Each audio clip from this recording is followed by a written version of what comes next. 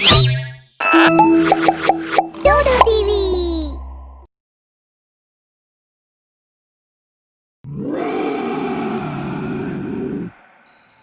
आज फिर एम्बुलेंस किसी की लाश लेकर आई थी। पिछले कुछ दिनों से हो रही घटनाओं से डॉक्टर और इंस्पेक्टर बहुत गहरी उलझन में थे। एम्बुलेंस आकर रुकी और सिपाही ने डॉक्टर को खबर दी। डॉक्टर साहब, उस दलदल ने एक और की जान ले ली। ये क्या कह रहे हो? हाँ डॉक्टर साहब, क्योंकि ये लाश भी उसी शहर के बाहर वाले दलदल से मिली है। क्या एक और लाश उसी जगह से? ठीक है, लाश को यहां ले आओ और इंस्पेक्टर को भी यहां बुला लो। वो लाश लाई गई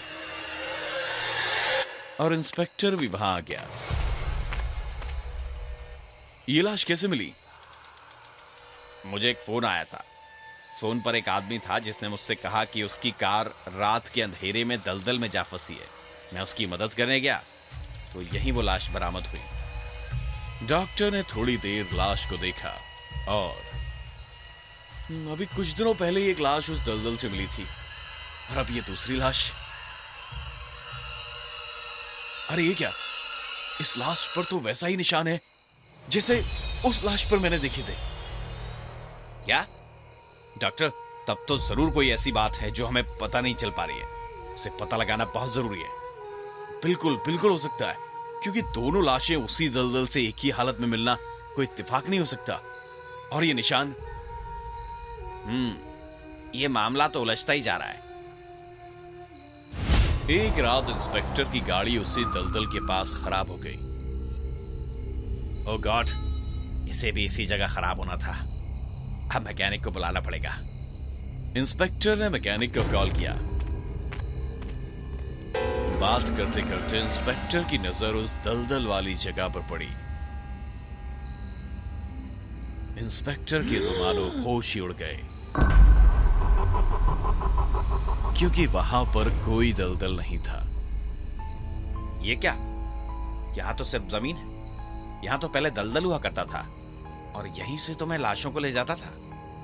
इंस्पेक्टर ने एक पत्थर उठाया और सामने जमीन पर फेंका। जमीन दलदल बन गई और वो पत्थर उसमें घुसने लगा और फिर से वहां जमीन बन गई। अरे ये क्या? पत्थर तो दलदल में धंसा, लेकिन अब तो सिर्फ सामान्य रास्ता दिखाई दे रहा है। दलदल कहां गया? मैकेनिक के आने के बाद गाड़ी ठीक हुई और इंस्पेक्टर वहां से चला गया, सीधा डॉक्टर के पास पहुंचा। इंस्पेक्टर ने सारी बात डॉक्टर को बताई। तुम जो लाश यहां पर लाए थे वो भी यहां से गायब है। शायद इसके पीछे बहुत गहरी साजिश है या फिर कुछ और।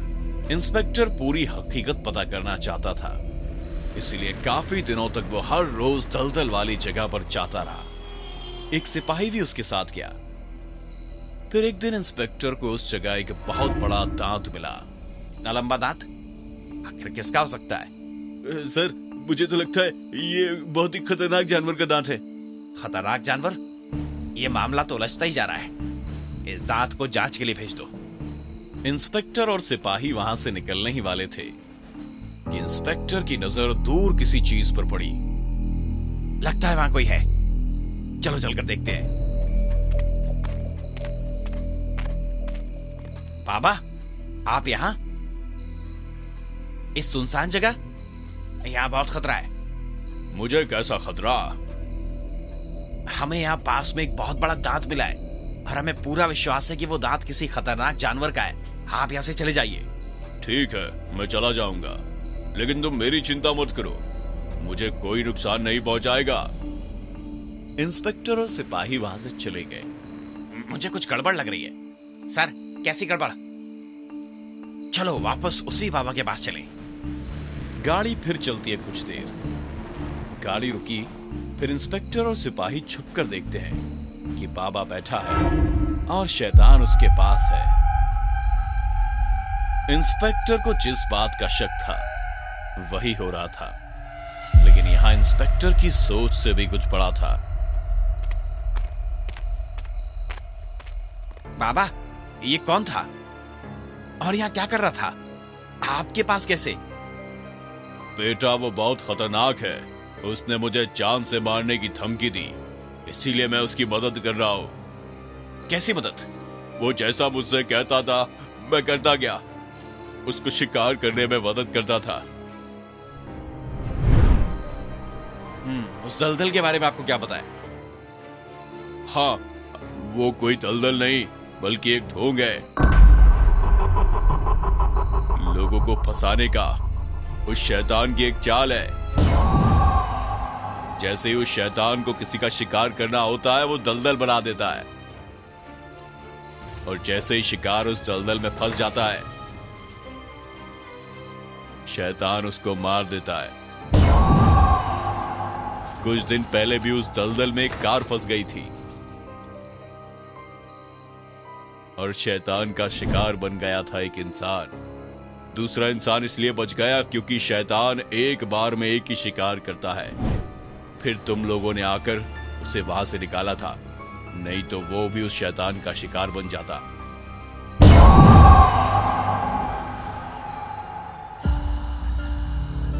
जब उस शैतान का पेट भरा होता है तो वो सामान्य रास्ता होता है, और जब उस शैतान को भूख लगती है तो वो रास्ता दलदल में बदल जाता है।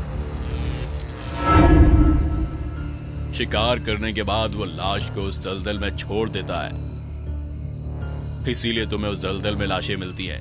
और जब उसे पता चलता है कि जो लाश उसने दलदल में रखी थी वो वहां नहीं है, तो वह शैतान मेरे पास ये जानने के लिए आया था कि वो लाश कहां गई। मैंने ही उसे बताया कि लाश को उठाकर तुम लोग ले गए हो, इसीलिए वो लाश लेने आया था। ये सब बहुत समय से चल रहा है।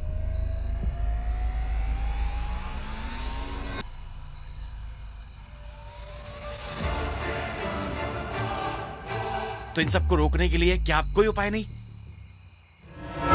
नहीं, मैं इस मामले में कुछ नहीं कर सकता, क्योंकि जब वो शैतान भूखा होता है तभी वो दलदल जगह बनती है। हाँ, लेकिन उस शैतान से जुड़ी कोई चीज मिल जाए तो शायद। मौका वारदात पर जो दांत मिला था उसका क्या? सॉरी सर, मैं बताना भूल गया, उस दांत की रिपोर्ट आ गई है।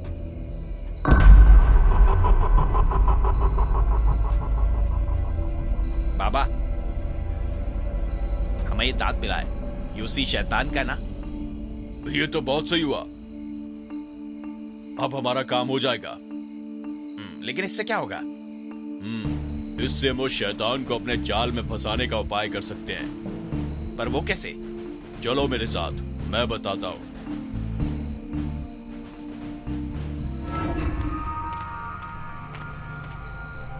इंस्पेक्टर और सिपाही बाबा के साथ एक घने अंधेरे में बने हवन कुंड के पास पहुंचे। दरअसल उस दांत को देखते ही बाबा ने योजना बना ली थी कि क्या करना है।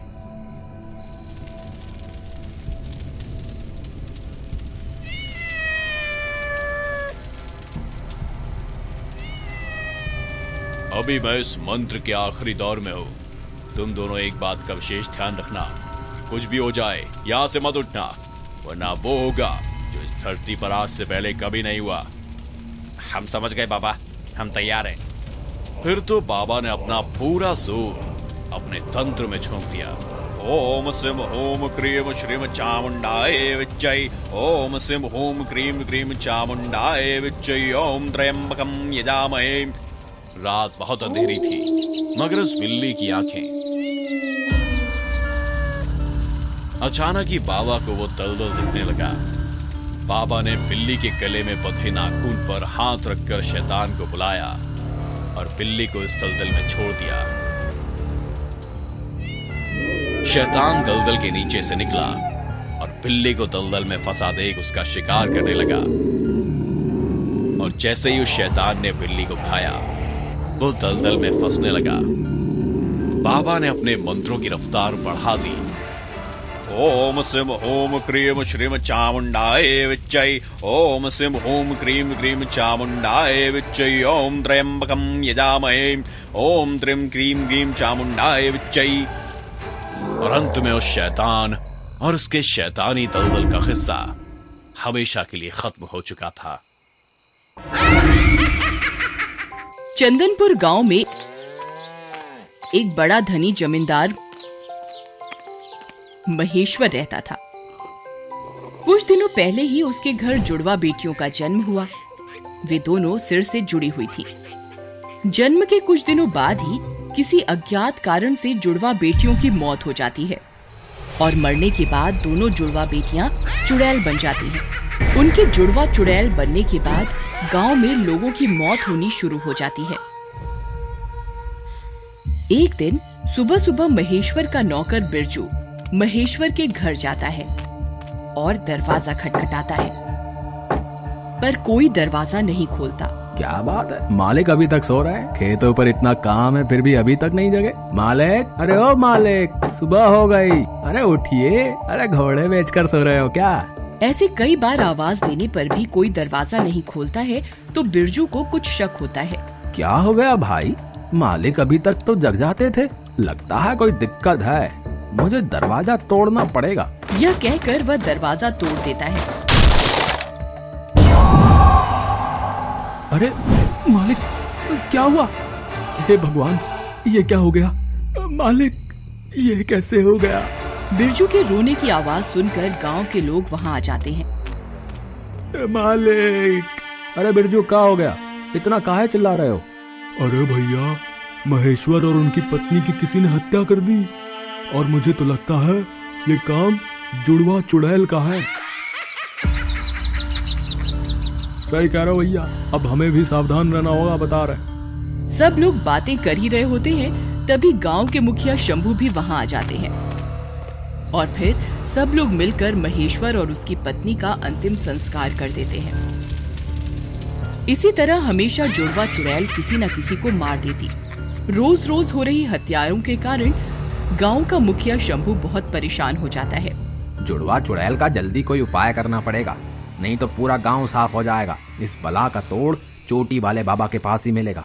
मुखिया शंभू अगली सुबह ही चोटी वाले बाबा के पास पहुंच जाता है। आओ मुखिया, क्या समस्या है? हे चोटी वाले अंतर्यामी बाबा, गांव में जुड़वा चुड़ैल ने सबकी नाक में दम कर रखा है। बाबा आप जल्दी से आकर कोई उपाय बताओ, नहीं तो वो जुड़वा चुड़ैल पूरा गांव निकल जाएगी। समस्या बड़ी हो या छोटी, सबका हल करते हैं बाबा चोटी। ये लो मुखिया, ये मेरी सिद्धि से अभिमंत्रित की गई घंटी है। इस घंटी की आवाज सुनते ही चुड़ैल कोसों दूर भागेगी। लेकिन एक दिन जब बिरजू नहाने जाता है तो घंटी साथ ले जाना भूल जाता है।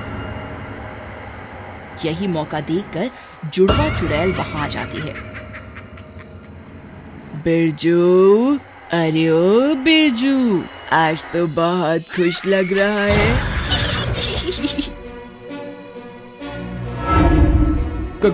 कौन? अरे बिरजू, इतनी जल्दी भूल गया हमें? याद कर, तू भी तो था उस दिन जब तुम सब ने मिलकर हमारी हत्या की थी। लेकिन कोई बात नहीं, हम तुझे मालिक के पास भेज देते हैं।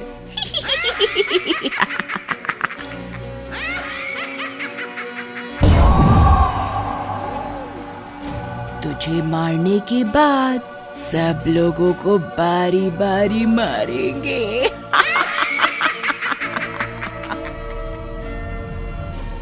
नहीं नहीं, मुझे मत मारो, मेरे छोटे छोटे बच्चे हैं। मेरे जाने के बाद पूरा परिवार भूखा मर जाएगा।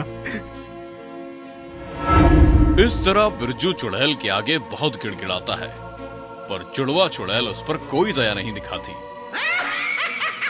और उसे गले से जकड़ लेती है।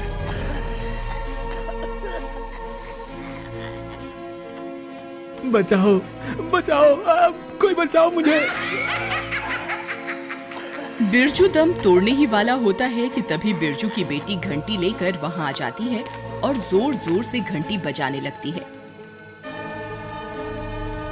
जिससे जुड़वा चुड़ैल हड़बड़ा जाती है और बिरजू को छोड़ देती है। ये लड़की यहाँ कैसे आ सकती है? इस गांव में तो लड़कियों को पैदा होते ही मार दिया जाता है।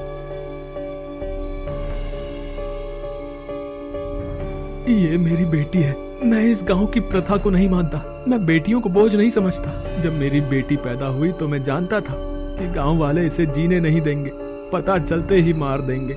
इसलिए मेरी बेटी को गांव वालों से बचाने के लिए मैंने इसे छुपा कर रखा था। तुम इस गांव की प्रथा को नहीं मानते तो तुमने हमारे पिता के साथ मिलकर हमारी हत्या क्यों की? मैंने तुम्हारी हत्या नहीं की। मैं तो मालिक और मालकिन को समझाने आया था, लेकिन मालिक ने मेरी बात नहीं सुनी और मुखिया के साथ मिलकर तुम दोनों की हत्या कर दी। लेकिन अब किसी की हत्या नहीं होगी। हम साथ मिलकर मुखिया की अकल ठिकाने लगाएंगे। मुखिया के पास बाबा की घंटी है, उसको मारना इतना आसान नहीं है। उसकी घंटी को मैं ठिकाने लगा दूंगा। तुम मौके पर आकर मुखिया को ठिकाने लगा देना। योजना के अनुसार बिरजू मुखिया की घंटी चुरा लेता है और दूर फेंक देता है। तभी चुड़ैल वहां आ जाती है और मुखिया को पकड़ लेती है। चुड़ैल को देखकर मुखिया समझ जाता है कि अब वो बच नहीं सकता है, तो वह उनसे माफी मांगने लगता है। हमें माफ कर दो, तुम्हारी मौत हमारी वजह से हुई है, लेकिन हम तुम दोनों की जिंदगी तो नहीं दे सकते, पर आत्मा की शांति के लिए जैसा कहोगे वैसा कर देंगे। इससे क्या फायदा? आज हमें मारा, कल किसी और लड़की को मारोगे। तुम जैसे लोगों की इस दुनिया में कोई जगह नहीं।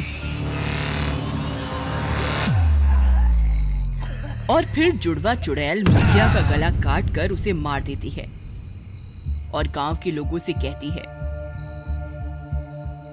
अगर तुम लोग हमें भरोसा दिलाओ इस गांव में फिर कभी कोई लड़कियों की हत्या नहीं करेगा तो हम तुम्हें माफ कर देंगे। हम सब ईश्वर के नाम पर प्रण करते हैं कि कभी भी जीवन में लड़कियों की हत्या नहीं करेंगे। हमारा बदला तो पूरा हो गया था। हम तो केवल तुम सभी को शिक्षा देने के लिए रुके थे। ये कहकर दोनों चुड़ैल हमेशा हमेशा के लिए चली जाती हैं और चंदनपुर हंसी खुशी से फिर से जीने लगता है।